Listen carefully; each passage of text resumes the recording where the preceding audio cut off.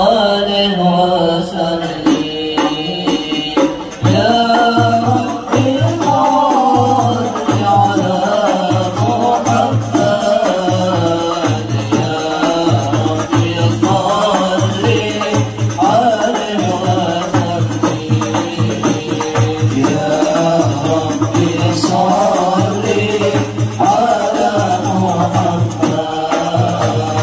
يا ربي صل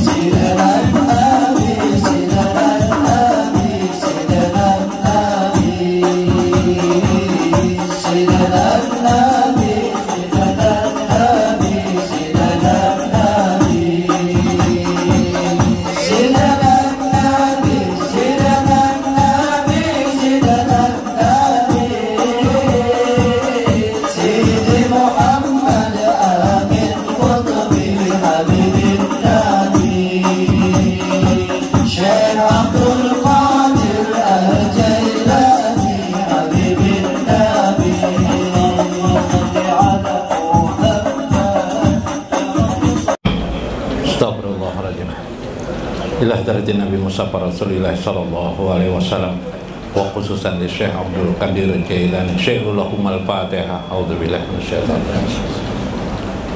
Alhamdulillahirabbil alamin. Shiratal ladzina an'amta 'alaihim. Assalamualaikum warahmatullahi wabarakatuh. Bismillahirrahmanirrahim. Bismillahil malikil qudusis salam. Bismillahil azizil hakim.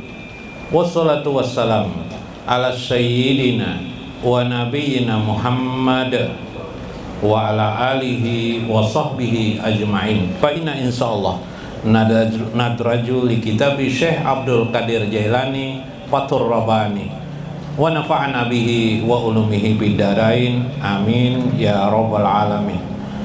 Semoga dengan melewati saluran Syekh Abdul Qadir Jailani, keberkahan bagi kita semua yang mendengarkan, yang hadir di meja majelis ini. Semoga Allah memberikan keberkahan kepada kita, keluarga kita, anak istri kita, handai tolan kita, kaum muslimin seberataan, mudah-mudahan dunia dan akhirat, amin ya rabbal alamin. Lihormati lil Habib Ali Habib Alwi Ibnu Ali Al-Habsi, sebelah kiri saya Habib Yahya Al-Idrus, Habib Qadir Tiang Aras Al-Habsi bin Habib Alwi Al-Habsi. Lil Ustadz Tarmiji, Guru Tarmiji yang ulun juga hormati, Guru Saufi, Guru Ridwan dan lainnya. Mudah-mudahan baik yang hadir maupun para guru, para habaib, panjang umur mereka, amin. Allahumma tawil umurahum wa sahih jasadahum wa sabit imanahum wa ahsin amalahum wa ilal khair qaribhum wa ila qarbillahi faqaribhum, amin ya rabbal alamin. Minggu kemarin Syekh Abdul Qadir Jailani mengetengahkan tentang orang yang sudah mengerti kepada Allah itu kadang-kadang lidahnya keluh untuk menyampaikan sesuatu kehadirat Allah Subhanahu wa ta'ala. Ketika beliau mencontohkan seorang tabi'in, seorang ulama tabi'in, yaitu Syekh Abu Muhammad Al-Ajami rahimahullahu ta'ala, karena beliau mengerti benar tentang obrolnya kebaikan Allah kepada dirinya maupun alam semesta ini, tentang bagaimana sayangnya Allah kepada hamba-hambanya, bahkan terhadap orang-orang yang menentang Allah, masih kafir sampai saat ini pun Allah masih baik saja kepada mereka, terkadang memanjangkan umur mereka agar mereka dapat kesempatan untuk bertobat kepada Allah Subhanahu wa ta'ala, masuk ke istana Tuhan. Sebegitu pahamnya beliau ketika itu, lalu beliau ingin mengatakan, ya Allah, Engkau maha baik, Engkau maha dermawan, tetapi mulutnya keluh. Yang ada adalah cucuran air mata yang keluar daripada mata beliau. Ini Syekh ingin mengisahkan bagaimana orang yang dekat kepada Allah. Nah, kembali kepada kita, apakah kita sudah sampai seperti itu? Apakah kita di posisi itu? Sudahkah kita menangis, memahami tentang kebesaran atau keindahan Allah yang kita rasakan dalam hidup ini? Setidak-tidaknya kebaikan Allah dari waktu ke waktu, atau sepanjang umur kita, seberapa bisa kita mengenali kebaikan Allah pada diri kita, lingkungan kita, sekeliling kita. Paling tidak sesekali ketika mendengar ayat Al-Quran dilantunkan atau ucapan salawat dilantunkan oleh seorang penyair pelantun syair, kita berderai tetes air mata tentang kebaikan Allah. Jikalau itu sebuah salawat, kita ingat bagaimana kebaikan Allah kepada baginda Rasulullah SAW, serta merta memilih Al-Mustafa Sayyidina wa Nabiyina Muhammad ini menjadi penghulu kita, pemimpin kita, dan yang memberikan syafaat nanti di akhirat kelak. Subhanallah. Mudah-mudahan kita sampai di sana. Lalu beliau melanjutkan, man jaqa faqad arafa. Karena itu siapa yang merasakan, pasti dia arafa, mengenali semua itu. Yang saya bicarakan ini, kata saya, siapa yang bisa merasakan setidak-tidaknya sebahagian kecil dari persoalan itu, pasti dia sudah mulai mengenali tentang siapa Allah Subhanahu wa ta'ala. Wa husnul usrah ma'al khalqi wal mu'afaqati lahum ma'a hududi syar'i ridau husnu mubarak. Di antara itu, karena orang sudah mengenal obral kebaikan dan rahmat Allah pada dirinya, maka akhirnya si manusia ini, si hamba ini, husnul usrah minal khalqi, dia bisa berselaras dengan manusia lainnya. Coba lihat orang, bagaimana bisa ada manusia itu bisa berselaras, kalau bahasa kitanya mungkin supel atau apa ya, bukan senang bergaul, setiap pergaulan dia tidak ada permusuhan, dekat dengan semua manusia. Ini namanya adalah husnul usrah. Dia melihat manusia ini keluarganya, manusia ini adalah keluarganya, hewan binatang keluarganya, bukan musuhnya. Mah keluarga hewan. Ya betul, keluarga dalam arti hamba-hamba, makhluk-makhluk Allah Subhanahu. Sehingga tidak ada di pikirannya untuk berbuat jahat kepada makhluk itu. Tidak ada di pikirannya untuk iri, dengki, hasad kepada makhluk itu. Tidak ada di pikirannya bahaya manusia ini, macam-macam.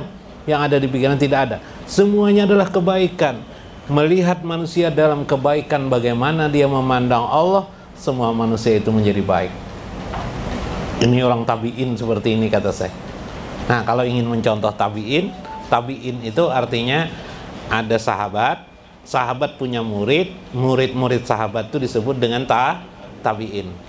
Di bawahnya tabi'in ini punya murid lagi, namanya tabi'in atau tabi'ut tabi'in.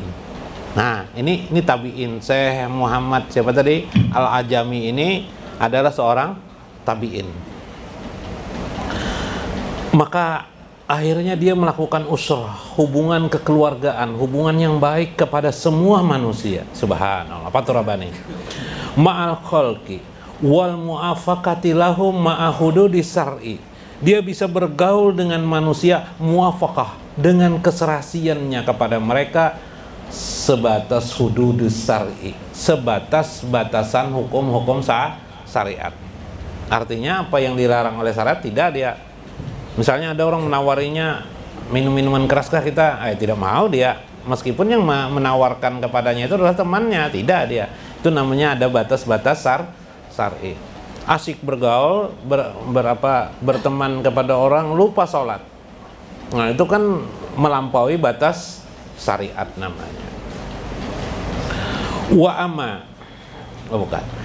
Maka ridahu husnu mubarak. Keadaan itu juga membentuk yang disebut dengan husnu mubarak, yaitu keadaan kebagusan, keindahan, keberkahan bagi orang itu. Nah, jadi kalau ingin dapat berkah dalam hidup pergaulan, jadikan pergaulan itu kepada sesama manusia itu sebatas ingin memanifestasikan sifat atau asma Allah yang Rahman kepada manusia.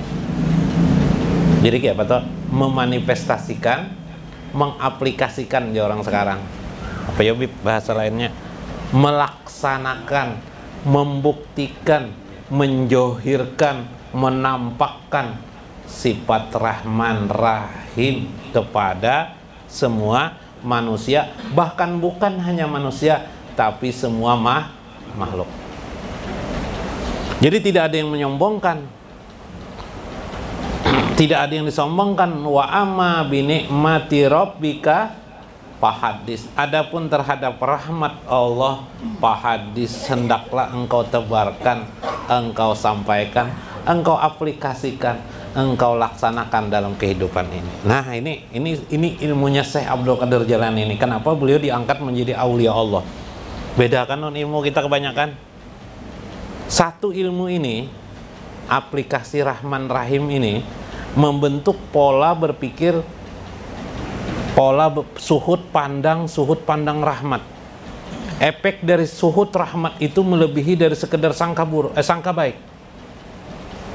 Biasa pian mungkin belajar ada istilah husnujon, sangka baik. Kalau sudah pandangan seperti ini, suhud rahmat ini melihat makhluk semua itu adalah bagian daripada kebaikan Allah. Melihat manusia bergerak, oh itu kebaikan Allah. Kenapa? Apanya yang kebaikan Allah? Dia bisa bergerak, dia bisa berjalan, dia bisa tidur. Oh itu kebaikan Allah kepadanya. Maka ini melebihi daripada sangka baik namanya.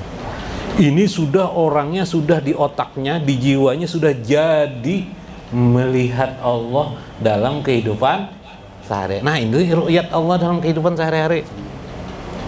Habib nah tunduk-tunduk kawan nah, tertawa-tertawa, senyum-senyum. Pian melihat Sidin senyum-senyum, tertawa-tawa. Tapi pian senyumnya itu melihat apa? Habib bisa bergerak nih tidak lain karena apa? Kebaikan Allah. Beliau sehat karena kebaikan Allah lah beliau sehat, subhanallah. Maka ilmu ini kata saya bisa diaplikasikan. Nanti melihat anak sendiri, melihat anak pian, pandang, suhud, pandang. Seluruh tubuh anakku ini, seluruh keadaan anakku ini tidak lain adalah kebaikan Allah pada dirinya. Sehingga dia bisa memberi senang kepada kita. Sebab paling memberi muara jopang ya. Lebih lah, pas anak nang kayak paloy kacau lah ya lah. Yalah, tapi meskipun dia mungkin setengah sebagian kecilnya memberi muar, tapi kita senang dengan keberadaannya. Mulai sudah kita tutup baik dan buruk, yang kita lihat satu saja, kebaikan Allah. Tidak ada keburukan, yang ada adalah kebaikan. Minggu kemarin dalam Putul Gaib kita disuruh oleh Syekh untuk melihat bagaimana yang buruk itu adalah baik. Ya dah. Nah, sekarang di Fathur Rabbani beliau di posisi lain, segala sesuatu itu adalah kebaikan, kedermawanan Allah kepada manusia. Kawalah melihat anak seperti itu. Bila ini kawal kita laksanakan, dijamin anak itu akan menjadi orang yang baik nanti kelak. Itu hikmahnya pian. Ilmu tanpa pembacaan, ya kah? Tanpa huruf, tanpa suara. Ilmunya adalah suhud kepada anak, kepada alam semesta ini baik. Maka yang terjadi kata saya, nanti alam semesta pun akan baik kepada pian. Nabib, alam semesta jadi baik juga Bib. Kenapa? Karena kita sudah duluan memandangnya adalah kebaikan dari Allah. Dapat jawaban langsung nanti kepada oleh alam semesta. Itulah yang terjadi pada baginda Rasulullah SAW ketika beliau berjalan. Awan mengikuti enggak? Awan mengikuti kan? Sampai sekarang rambut beliau kalau dibawa, tanda asli rambut dari beliau, bawa ke panas tuh. Bawa di panas Bib. Bila naong, iya tuh. Di zaman Sayyidatina Aisyah masih hidup, Rasulullah sudah wafat.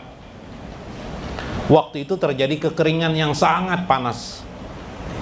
Dalam kitab Mafahim, Syekh Muhammad Alwi Al-Maliki Al-Hasani menceritakan, Sayyid beliau seorang keturunan juga, beliau menceritakan waktu itu sahabat tidak ada, banyak sahabat tidak ada di Madinah. Lalu ada yang berinisiatif kepada Sayyidatina Aisyah, ya Aisyah kata, ini pembicaraan antar perempuan, hari kemarau ini panjang sekali, bisa berbahaya orang mati kepanasan.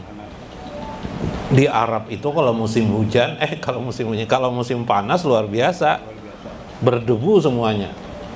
Sampai sekarang seperti itu. Kalau Anda naik haji, kalau musim panas bahaya, debu itu luar biasa banyak. Panasnya luar biasa sampai berapa derajat. Lalu akhirnya kata Sayyidatina Aisyah, begini aja sudah, nggak usah mengumpulkan orang. Kan biasanya kalau dalam fikih sholat istisqa mengumpulkan orang, puasa 3 hari, kemudian mengumpulkan orang, baru sholat istisqa, kemudian berdoa, gitu kan. Kalau ini sudah, jangan repot, nggak usah repot-repot kita mengumpulkan orang. Banyak kaum lelakinya tidak ada, ini udah cari seorang laki-laki, buka kubah Nabi. Kubah Nabi itu kan pakai kubah pakai tutup kan. Mungkin di sini kuburan di mana ya? Dibukalah kuburan itu untuk apa? Ya Sayyidatina Ayuh buka aja. Rupanya bibeh karena dibuka itu sedikit dipanaskan, arahkan panasnya kata Sayyidatina Aisyah langsung ke kubur Nabi, ke kepala Nabi. Kubur itu kan ketahuan kepalanya mana, kakinya ke mana kan? Kemudian dibukakan, diarahkan ke panaslah bagian kepala kubur Nabi itu. Maka apa yang terjadi? Tiba-tiba langit pun hilang panasnya, berganti dengan awan mendung. Tak seberapa hujan pun tuh turun. Subhanallah. Kasih sayang Allah membekas pada qasais Nabi, keistimewaan yang ada pada diri baginda Rasulullah. Kalau Anda ingin berharap anak Anda baik, istri Anda yang cerewet, hilang cerewetnya. Istri Anda yang buruk, hilang keburukannya. Belajarlah memandang bahwa apa yang dilakukan oleh istri dan anak-anak kita tidak lain adalah kebaikan demi kebaikan, kedermawanan Allah kepada dirinya. Ini namanya kekuatan batin, pandangan batin. Subhanallah. Wa amma ijakana zalika maqarqil haddin min hududihi wa adami ridho fala wala karamata lahum. Adapun dalam hal pergaulan kepada sesama manusia, batas kita melihat kebaikan itu tetap berpegang kepada hudud daripada hukum-hukum syara. Artinya kalau mereka mengajak atau pergaulan itu misalnya perkumpulan, bergaul, dudukan, tapi minum minuman keras, atau sekarang berlomba minum jenet, obat jenet misalnya. Nah, wala karamatalahum, tidak ada kebaikan di dalamnya. Sekali dudukan main game aja misalnya, istilahnya, wala karamatalahum, tidak ada kemuliaan padanya. Tidak ada kemuliaan di dalam itu. Karena itu, inilah yang disebut dengan alamatu inda ahli sopa wal istiba. Inilah maksud daripada bukti tanda adanya orang-orang sopa, orang-orang suci dalam pandangan agama kita. Ujar Syekh. Jadi orang suci itu bukan lahirnya saja dilihat. Misalnya kita melihat suci, pakaiannya bagus, kupiah tidak pernah tertinggal, sering di masjid, apalagi sering mengaji Al-Quran, bagus kelihatan? Yalah, bagus secara johir. Kita melihat kan? Kalau batinnya, melihat di batinnya dia, misalnya di batinnya orang tersebut, di hatinya, wah kira-kira Pak alimnya atau yang banyak mengaji Al-Quran, kira-kira di kampung ini aku aja nih. Nah, berarti batinnya masih najis. Bukan begitu kata saya. Yang sopa itu ialah yang batinnya memandang kehidupan ini, yang dirasakan dilihatnya adalah kebaikan Allah Subhanahu wa ta'ala. Ada juga orang melakukan kebaikan tapi tidak berguna di pandangan Allah. Biasa mungkin sehari-hari pernah mendengar begini, si A itu, si Garbus itu misalnya, baik orangnya, memukul orang tidak bisa, apalagi menjahati orang tidak bisa, mengumpat orang tidak bisa, menyalahkan orang tidak bisa, pokoknya tidak bisa semua yang buruk-buruk. Ketika ditanya kepada si Garbus, wahai Garbus, kenapa ya engkau jadi melakukan semua ini? Nggak apa-apa karena memang bukan kebiasaanku. Aku diajari oleh ayah dan ibuku untuk tidak mencelakai orang. Selesai masalah itu. Maka orang ini melewati pandangan Allah masih belum berguna lagi, belum bermanfaat lagi. Kenapa? Karena pandangannya hanya karena kebiasaan, bukan karena sebab dia memandang kebaikan Allah Subhanahu wa taala. Kaulah paham lah, beda. Adalah perbedaannya lah. Nah, yang pertama itu kata saya, melakukan semua itu, dia itu jadi baik karena apa? Satu saja alasannya, dia melihat kebaikan Allah demi kebaikan Allah. Kalau yang kedua, kasus Garbus, dia melakukan kebaikan, dia tidak melakukan apa-apa, niatnya tidak ada apa-apa, niatnya hanya melakukan kebaikan karena disuruh orang tua. Nah, inilah kesalahan orang kasus pada kasus yang kedua. Yang saya maksudkan itu adalah pandangan yang menyatakan adanya muhadarah, kehadiran Allah dalam kehidupan nyata orang tersebut tinggi. Mudah-mudahan kita mencapai di makom yang tertinggi ini dalam praktek kehidupan sehari-hari. Wallahul muwaffiq ila aqwamit thoriq. Wassalamualaikum warahmatullahi wabarakatuh.